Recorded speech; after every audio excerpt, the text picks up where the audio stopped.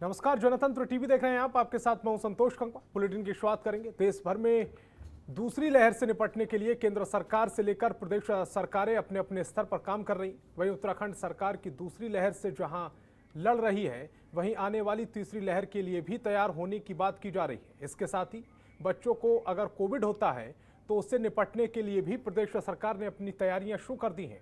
स्वास्थ्य सचिव अमित नेगी ने बताया है कि स्वास्थ्य विभाग ने हल्द्वानी और ऋषिकेश में जो 500 बेड का हॉस्पिटल बनाया है, उसमें 25 बेड बच्चों के लिए आरक्षित किए गए हैं। साथ ही ऑक्सीजन सपोर्ट बेड भी यहां पर बच्चों के लिए आरक्षित किए गए हैं।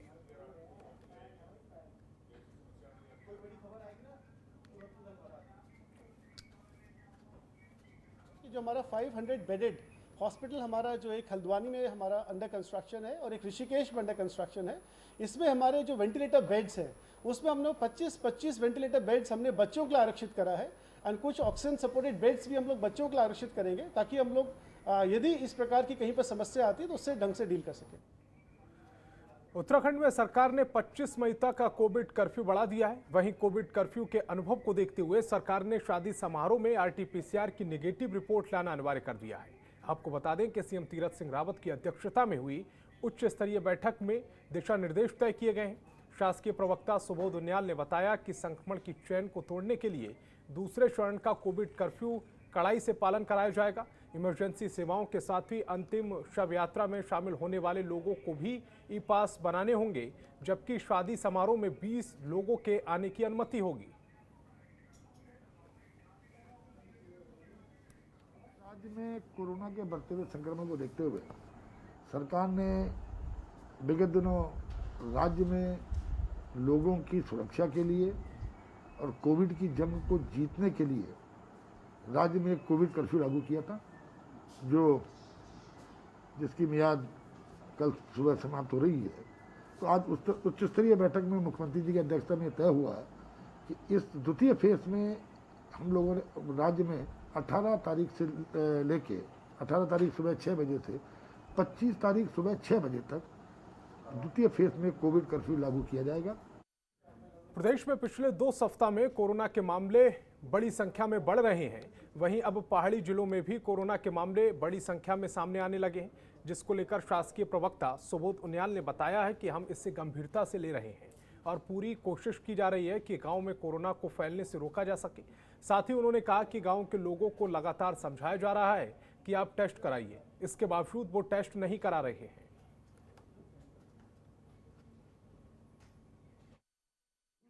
कारण होली और शादियां बनी। शादियों में जिस तरह से लोगों के रिश्तेदार वगैरह आए, और क्योंकि निश्चित रूप से बड़ी आपस में आत्मीयता होती है शादियों में, लोगों के अंदर रिश्तेदार जो खासकर जो शादियों में आते हैं, उस आत्मीयता में कहीं ना कहीं सोशल डिस्टेंसिंग और मास्क जैसी चीज़ों का अभाव रहा, जिसके कारण ये गाँव में भी संक्रमण पहुँच गया। और उसका सबसे बड़ी जो उसमें गंभीर बात है वो ये है कि अभी गांव के लोग कहीं ना कहीं कोरोना से इतना डरे हुए हैं कि टेस्ट कराने से कतरा रहे हैं, और टेस्ट ना करा के वो अपने जीवन को भी खतरे में डाल रहे हैं, अपने परिवार के जीवन को खतरे में डाल रहे हैं, अपने गांव के जीवन को खतरे में डाल रहे हैं। तो ऐसी स्थिति में सरकार ने कई बार अपील की है, हम लोगों ने तमाम बार गाँव में टीम भेजी है। कई टीमों 2-3 बार एक गाँव में गई, लेकिन वापस आ गई, गाँव का आदमी टेस्ट कराने को तैयार नहीं है। उत्तराखंड में कोरोना कर्फ्यू लगातार जारी है। प्रशासन भी सरकार के आदेशों को लोगों से कड़ाई से पालन करा रहा है। ऊधम सिंह नगर के जसपुर में प्रशासन ने कोविड कर्फ्यू का पालन न करने वालों के खिलाफ कार्रवाई की है। काशीपुर एडिशनल एसपी प्रमोद कुमार ने बताया है कि जो लोग कोरोना कर्फ्यू का पालन नहीं कर रहे हैं, उनके खिलाफ सख्त कार्रवाई की जा रही है। साथ ही जनता से अपील करते हुए कहा कि कोविड कर्फ्यू का पालन करें।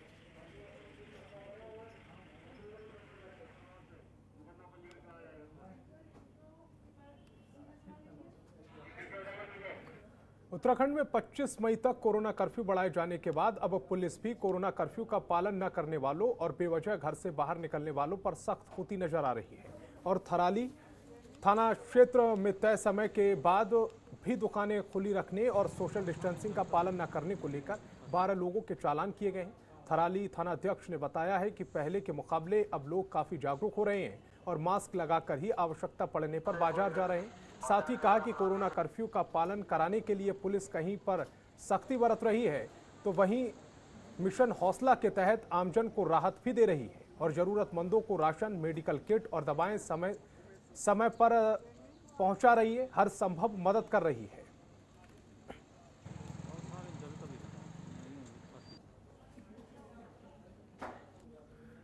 कोरोना महामारी ने पूरे प्रदेश में अपना कहर बरपा रखा है और रोजाना सैकड़ों की संख्या में कोरोना से लोगों की मौतें हो रही हैं। प्रदेश सरकार बढ़ते मामलों को रोकने के लिए हर संभव प्रयास कर रही है, लेकिन मंगलौर क्षेत्र में लिबरहेड़ी गांव में ग्रामीणों के अनुसार 15 दिनों में एक के बाद एक 35 लोगों की मौत ने सबको हैरत में डाल दिया है। हालांकि ये सरकारी आंकड़ा नहीं है, लेकिन 35 लोगों की मौत से गांव के साथ साथ आसपास ग्रामीण क्षेत्रों में दहशत का माहौल है। वहीं गांव में लगातार हुई मौतों के बाद कांग्रेस विधायक ने अपने निजी खर्च से ऑक्सीजन सिलेंडर और 2 ऑक्सीजन मशीन मुहैया कराई हैं, जिससे ऑक्सीजन की कमी से किसी और ग्रामीण की मौत न हो सके। वहीं ग्रामीण विधायक काजी निजामुद्दीन ने बीजेपी सरकार पर जमकर निशाना साधा और प्रदेश की जनता के साथ खिलवाड़ करने का आरोप लगाया।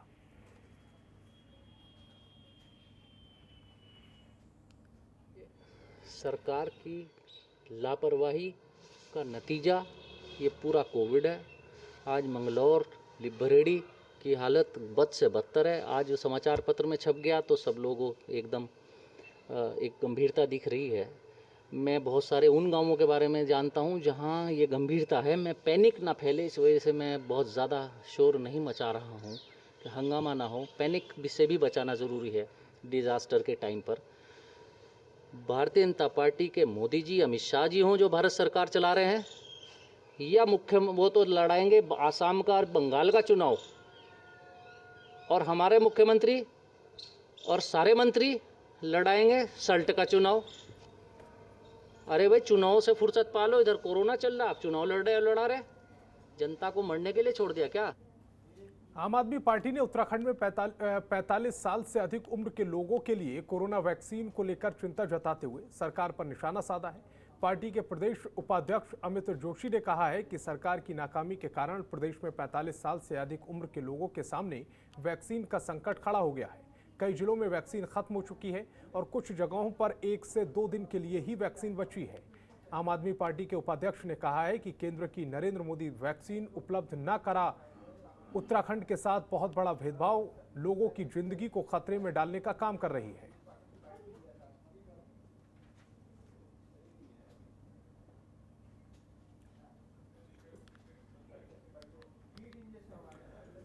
रामनगर में एक कन्वेंशन सेंटर बनाया गया है जो लगभग 5 एकड़ में फैला हुआ है, जिसमें पिछले साल कोरोना काल के दौरान उससे क्वारंटीन सेंटर बनाकर जिला प्रशासन ने करीब 200 बेड से शुरुआत की थी, लेकिन कोरोना के मामले यहां से कोविड सेंटर हटा दिया गया।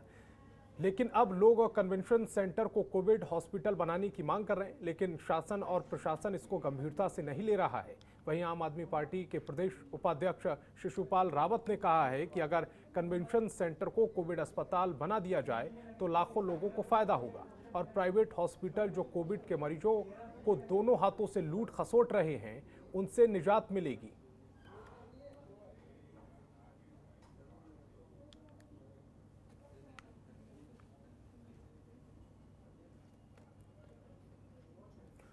उत्तराखंड में कोरोना से हो रही मरीजों की मौत के आंकड़ों को लेकर सियासत गर्मा गई है। दरअसल कांग्रेस मुख्यालय देहरादून में कांग्रेसियों ने राज्य सरकार का पुतला दहन किया।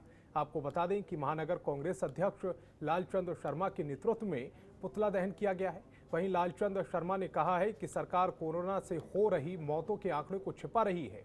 हाल ही में रायपुर स्थित कोविड केयर सेंटर में 27 मरीजों की मौत का आंकड़ा छुपाया गया। इसके अलावा भी कई जिलों में मौत के आंकड़ों को छुपाया जा रहा है। साथ ही कहा गया कि सरकार ने अस्पतालों में कोई इंतजाम नहीं किया है। इसके अलावा उन्होंने कोरोना मरीजों को दी जा रही किट पर भी सवाल उठाए हैं। वैक्सीन का राजनीतिकरण बंद, स्वास्थ्य सेवाएं ठीक करो, ठीक करो, ठीक करो।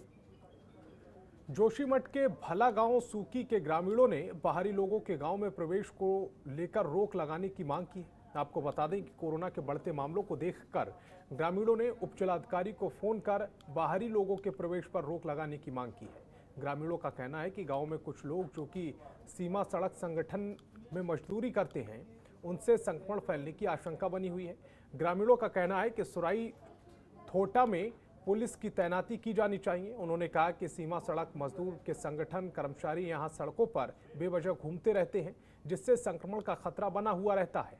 ग्रामीणों की मांग है कि गांव में बाहर से आने वाले व्यक्तियों पर पुलिस बल तैनात कर रोक लगाई जाए और गांव के लोगों को बाहर जाने की अनुमति न दी जाए।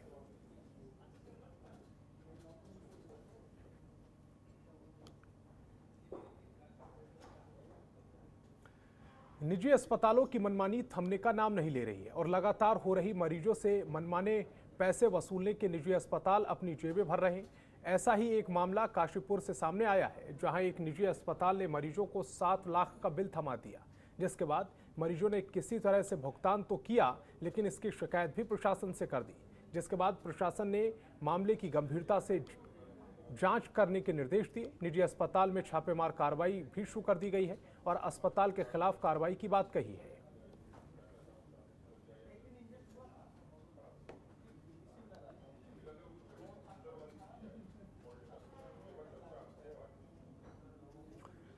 खटीमा में डिप्लोमा फार्मासिस्ट एसोसिएशन ने विधायक पुष्कर सिंह धामी को ज्ञापन सौंपा है और जिले में संविदा पदों पर फार्मासिस्ट की नियुक्ति करने की मांग की है। साथ ही नागरिक अस्पताल में फार्मासिस्ट ने विधायक से कहा है कि मौजूदा समय में कोरोना संक्रमण काल में जिले भर में फार्मासिस्ट 12 से 24 घंटे तक काम कर रहे हैं और कोरोना की वजह से सभी अस्पतालों में फार्मासिस्ट का काम का बोझ भी बढ़ रहा है।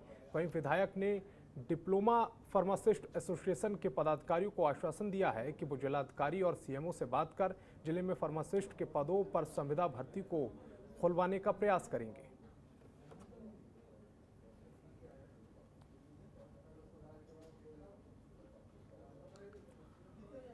कोरोना की दूसरी लहर का असर ग्रामीण क्षेत्रों में भी दिखाई दे रहा है। ग्रामीण क्षेत्रों में स्वास्थ्य सुविधाएं अच्छी ना होने की वजह से कोरोना मरीजों की संख्या में लगातार इजाफा हो रहा है। वहीं सरकार और स्वास्थ्य विभाग भी ग्रामीण क्षेत्रों के स्वास्थ्य केंद्रों में आवश्यक स्वास्थ्य सुविधाएं मुहैया करा रहे हैं। खटीमा में स्थानीय विधायक पुष्कर सिंह धामी ने खटीमा ब्लॉक के 4 प्राथमिक स्वास्थ्य केंद्रों में 4 ऑक्सीजन कंसंट्रेटर दिए।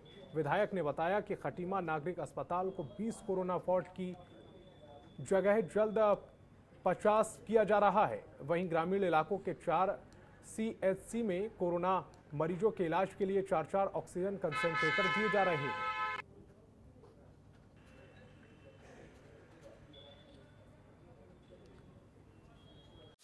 खबरों के निष्पक्ष विश्लेषण के लिए सब्सक्राइब करें Jantantra TV and press the bell icon. Never miss any update.